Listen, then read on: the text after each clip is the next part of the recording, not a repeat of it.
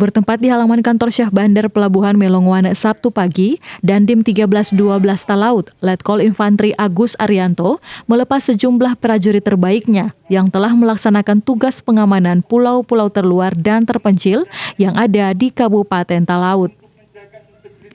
Diketahui sebanyak 69 prajurit TNI ini telah melaksanakan tugas pengamanan di beberapa pulau, yakni Pulau Kabaruan, Pulau Marampit, serta Pulau Miangas yang berbatasan langsung dengan negara tetangga Filipina.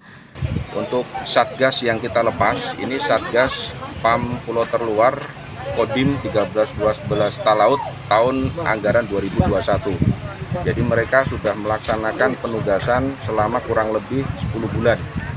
Untuk penugasan sama di Pulau Miangas, ada 3 tempat, Pulau Miangas, Pulau Kabaruan, dan Pulau Marampit atau di Kepulauan Nanusa.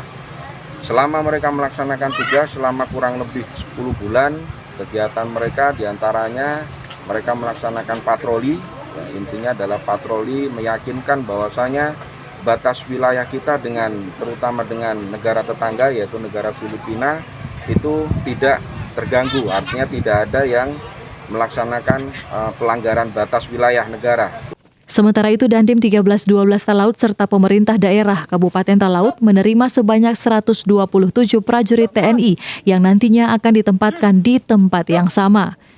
Ia berharap dengan ditempatkannya prajurit terbaik TNI ini akan memberikan perlindungan dan rasa aman bagi warga masyarakat Talaut, lebih khusus yang ada di pulau-pulau terluar Indonesia.